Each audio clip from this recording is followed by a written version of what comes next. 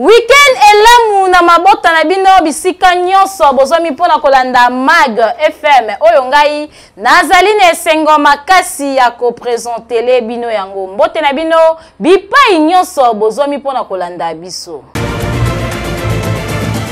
Tofungola Mag FM pona koyebisa bino que délégation ya ba ministre ya ville province ya Kinshasa bakitaki kuna na Nord Kivu na Goma pona kosolola na o etali situation sécuritaire bolanda élément oyo.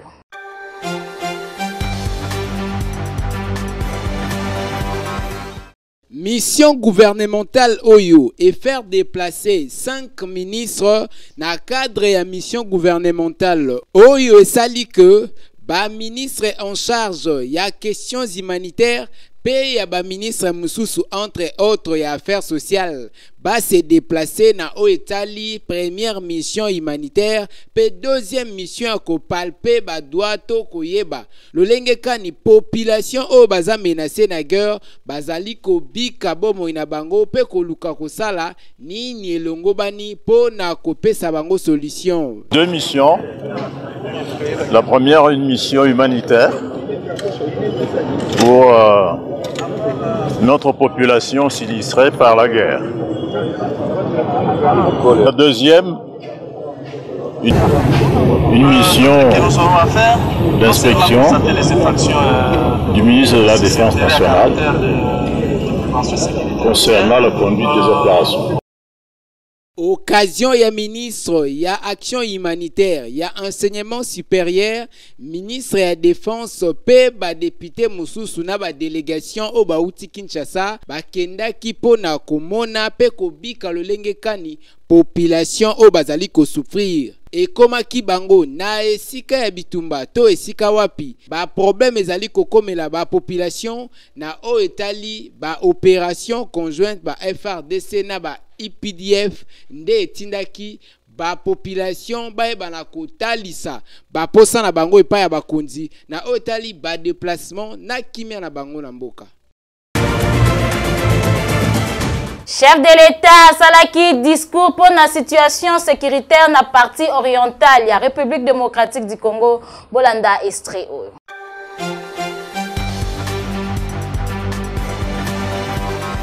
Le Rwanda a en réalité des velléités expansionnistes, avec comme intérêt principal l'appropriation de nos minerais, et pour ce faire, il s'active à déstabiliser l'Est du Congo pour créer une zone de non-droit en vue d'assouvir ses appétits criminels. Pour faire face à cette situation, deux options s'offraient à nous,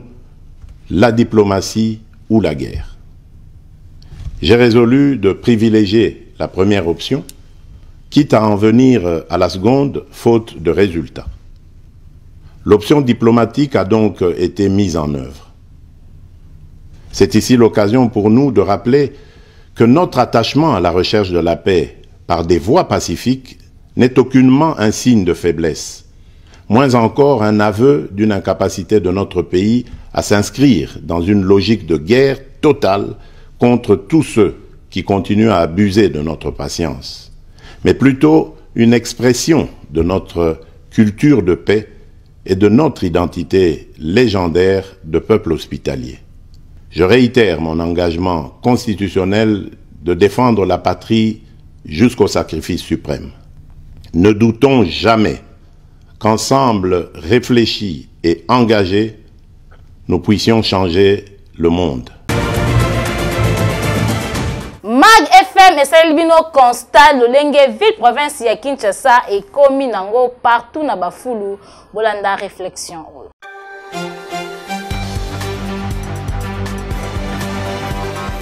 Kinshasa, la belle Kinshasa et comment nango la poubelle. O kozanga komona te na ville province ya Kinshasa, ba fulu bisika nyonso ezala na centre ville ezala ba milieu périphérique nzela nyonso ekoma nango fulu na fulu ba caniveau ekoma boucher ba poubelle publique kutu etonda kasi misusu balongolaka na bango ba salite place wana te nzokande premier citoyen ya ville province ya Kinshasa Jantini Ngobila alansaka service ya kin bopeto oyo batu basepelaka makasi po ete bandimaki ke na service wana Kinshasa ekolatela mba esika ekozonga kin label nzokande service yango msala ya malonga vraiment esalamaka te po ata curage esalemi na bakaniveau salite etikalaka kaka wana après mikolo ebele mvula ekobeta bato bakoniata epi salite ezongi nango lisusu na kaniveau bafulu kilikili toyebi te soki ezali nini to Kinshasa balakela yango mabe po ata bakonzi bazosala ndenge nyonso po ete kine koma propre kasi ezali kaka kozala salite nzokande kovanda na bosoto ezali malamu te bakonzi bo multiplier befort ebele po peuple evanda na environnement moko ya malamu boye typhoïde malaria ezali tout le temps ami ya kinois boye ezali kitoko te boyebela prix ya transport oyo hôtel de ville etia ba chauffeur ba respectaka na bango ango te mutu na mutu akoma kopesa prix lolenge alingi. Henriette Futila pona commentaire.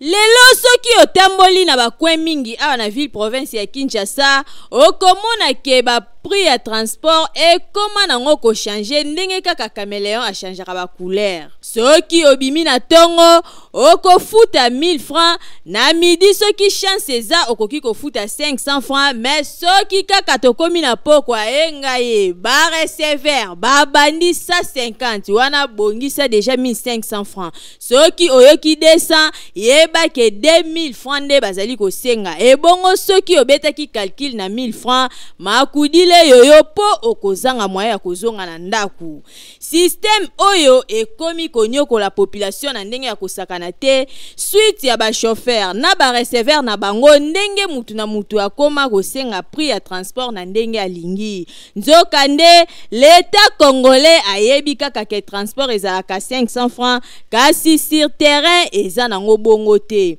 Lokola pembo kanabiso ba mesure ezwa makambangu kasi suivi ya malonga ezalaka nango te. Depuis carburant ebungaka yango esalaka ke transport emata kasi carburant déjà ezonga ndenge ezalaka kala transport ti lelo eboya nango kozonga na 500 francs. Ministère ya transport en tout cas bolandela nanu likambu oyo po façon petit peuple azo souffrir yango te. Soki bobongisi ekozala malamu po ennemi ya congolais ezalaka kaka congolais ye moko ndenge musicien moko aloba ke richesse moko pe ya Congo babosana koloba ezalaka nde motema mabe boyoki.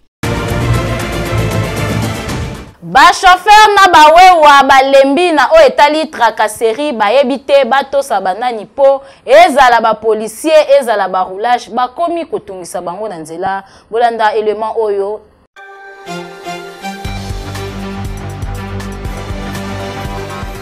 Kinshasa makambo tambola na mokili omona makambo awa na ville province ya Kinshasa tracasserie ekoma nango moninga ya ba chauffeur pe ya bawewa ba chauffeur bayebaka te nani oyo akoki kocha ordre na nzela okomona policier atamboli amoni kazali mpiaka alobi nga nakozonga ndaku piaka te tika na telema na nzela na botela ba chauffeur mu comprena pa okomona atelemi na mwa Carrefour abandi koluka kokanga ba chauffeur na ndenge ya désordre bawewa kutu nde bamona makambu na bango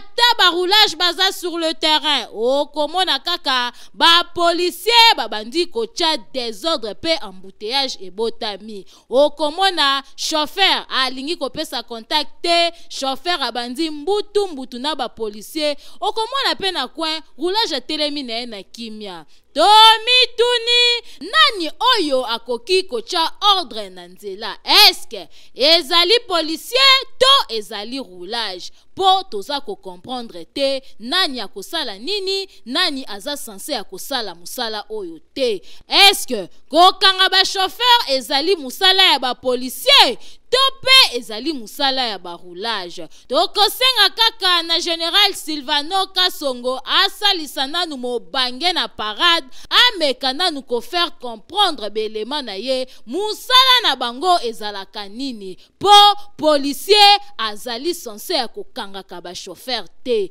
oyo ezali kitoko te Kinshasa ezalaka nini yango makambo boye okomona ngo na ba pays mususu te kaka na Kinshasa Congo na biso échange ko population ya Kindele bazali komitungisa makasi na o etali érosion moko ya munene ezo déranger bango makasi reportage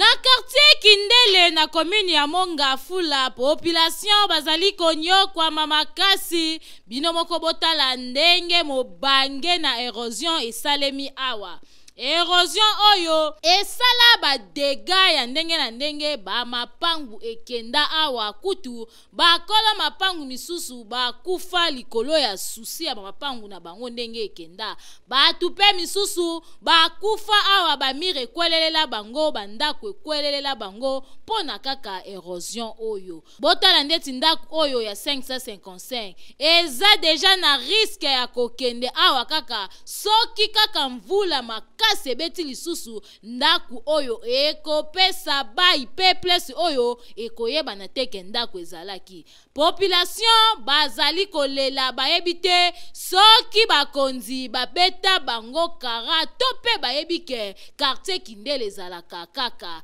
po bazwaka ta soutien moko te ata autorité moko te ya kitako toyo pona kosala ata constat ya pamba bazala assurer ke bakonzi bayebi bango. On a problème grave à Mambetali na no ba raison. Heureusement j'espère tout amour la journaliste Tina ici ils a buka na ba dégâts ba papa kutu balongwa ba kutoyo ba mama bakima ba mapango ekenda mon moyen te bakonzi boya nanu awa na quartier Kindele na commune ya Mongafula pona kopesa solution na peuple na bino po quartier Kindele ezali kokende malembe na disparition à cause ya érosion oyo soki bosali quelque chose ya ko arrêter érosion oyo peuple bakosepela bobosana te kala te 2023 l'élection ezali kobanda banani bakovote bino boyebele totikala kaka na Kindele na commune ya Mongafula population baleli na oyo etali pasi ya mai.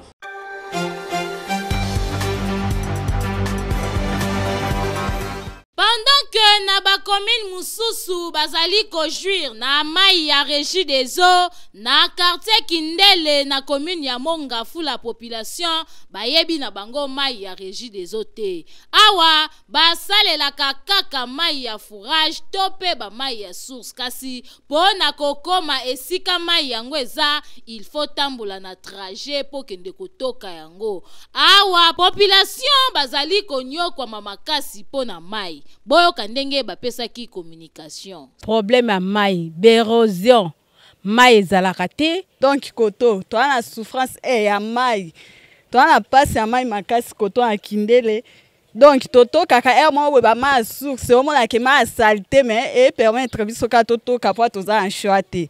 DG ya régie des eaux ya kana numbangu awa na quartier Kindele po awa babone na yo bazali ebele bozali ko manke mbongo po koto yo mai ya régie des eaux ezali te soki bokoti seli bango mai ya régie des eaux bino moko boyebi combien ekokota na caisse po boye kitoko te population bazali kolela, misusu bazali kosepela, misusu bazali konyokwama. Quelle injustice! Ozali na maladi ezali kotungisa yo kimambangu na centre hospitalier Dominique Lecoeur okozwa traitement ya solo.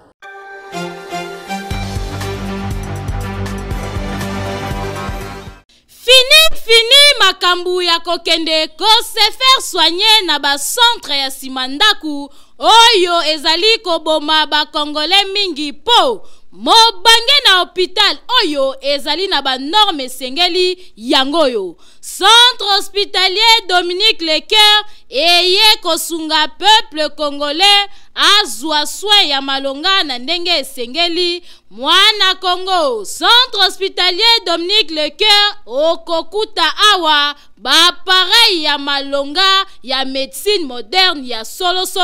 oyo ezali ko détecter maladie nyonso ebombani na nzoto ata ebombani na songe ya suki grâce ya ba pareil oyo maladie wana ekozala détecter. Awa bazali na laboratoire ya malonga kaka pona kosunga peuple congolais. Esengeli boyeba ke ba médecin oyo bazali ko traiter pe awa bazali ba médecin oyo batanga médecine na libanda ya mboka kasi baye ko pratiquer yango awa na République démocratique du Congo pona kosunga bandeko na bango bazwa soin ya malonga na ndenge esengeli. Na oyo etali prise en charge bomi tungisama te kokende libanda ya mboka na centre hospitalier Dominique Lecoeur prise en charge ezali assurée. Esengeli koyeba lisusu que centre hospitalier Dominique Lecoeur ezali na ba service locaux la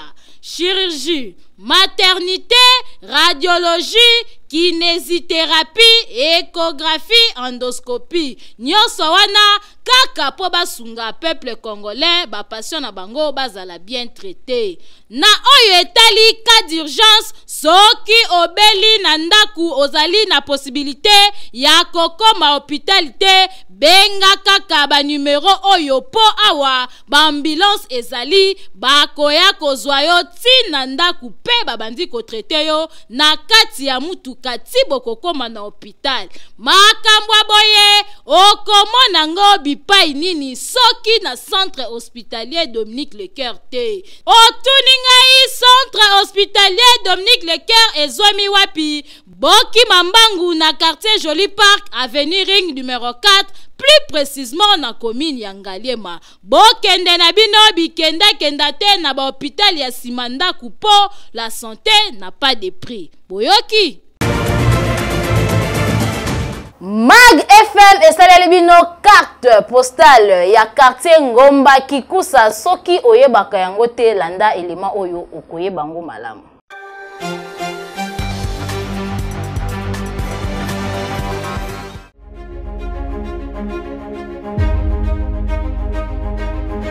Quartier na biso Ngomba Kikusa bato babenga ngo Ipen mais za Ipen te za quartier Ngomba Kikusa. Za quartier oyo ba autorité à pays ba kamba mboka oyo même ba bazokamba mboka oyo aujourd'hui presque ba bana ya quartier oyo nous avons 14 localités na quartier Ngomba mais 7 localités oyo nde yango za na ba difficulté makasi pe ezali quartier ezali plus peuplé ya commune Ngaliema donc ata bato batanga ba kaluka mais quartier est le quartier le plus peuplé et ça quartier oyo bon na secteur auto bon et ça plus de 300 000 habitants c'est 1 million de population dans la commune Ngaliema donc 300 000 et ça dans quartier Ngomba Kikusa donc si on est dans quartier Ngomba Kikusa 10% il y a quartier Ngomba Kikusa et fani dans cette quartier plus ou moins 30 000 habitants au bazali sans infrastructure de base. Donc ça dit quoi on a lobby sans infrastructure de base tous en a Wenze à l'état école à l'état hôpital à l'état terrain à l'état donc vraiment tout ça n'a pas de difficulté moko aux ya makas.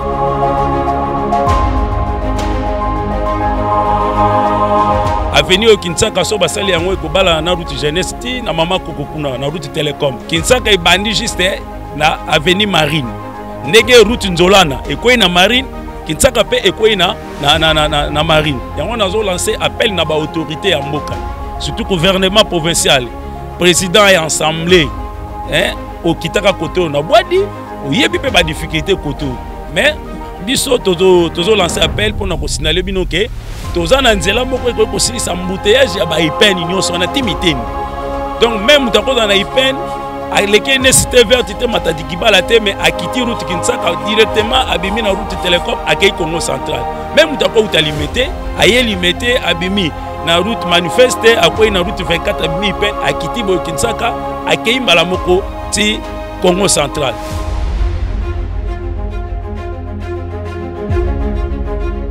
Pour la makambo ya rési des eaux en tout cas bosana ndeko na ngai yango tozo senga na bakunja siko ba na rési des eaux batala localité ya Boadi au quartier Ngombaki Kusa batala na Boadi awa pona ko pesa mai na population au moins baction sur chef de l'état zo sala s'il vous plaît ndeko baction sur chef de l'état zo sala biso koto to mona ngoti.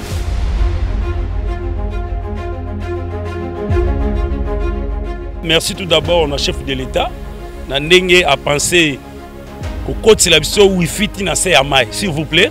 wifi même tina se ya mai awa na Boadi awa. Donc merci pour na kiwana eza akimo photo protéger yango mais eloko tozo regretter makasi et ça les lia batu ya Sinel ba yo bazo tia ba poto oyo botala ndenge batiki ba poto ça fait 1 mois batiki yango boye soki ekweyi batiki yango boye ba encadrer yango te batika ba mabanga batiki yango yango monto zo interpeller na ba autorité basa la rappel na bato bazo sala musala oyo baya noki baya kosisa musala oyo parce que comme danger public ndenge zabo to boyi ke lobi to lo ba papa Fachita la biso boyo gouverneur à ville Chantini Ngobelata la biso boyo non baya interpeller ba service wana baya kosisa misala na bango.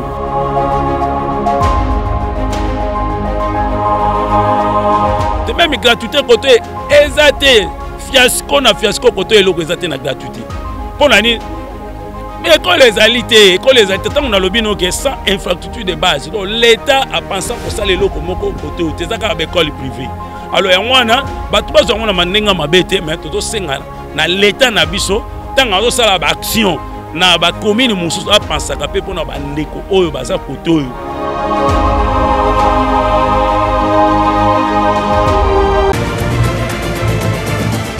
Tokomi na suka ya Mag FM soki bosepelaki na édition ya mokolo ya lelo bopesa merci mingi na équipe rédactionnelle pe technique oyo bazalaki wana pona kosala musala kitoko na montage tozalaki na Christian Kabuya yende mutu amanyaki machine kitoko pona komonter belema bolanda biso na banda kuna bino. Tokomi na suka kaka ndenge tolobaka eloba nango maître Malouwa Billy Cléophas. Nul n'a le droit d'être heureux seul sur la terre. Est-ce que boyoki? Ngalabino, tokutani mikolo ezali koya soki nzambe apesi biso lisusu bomoi. Te.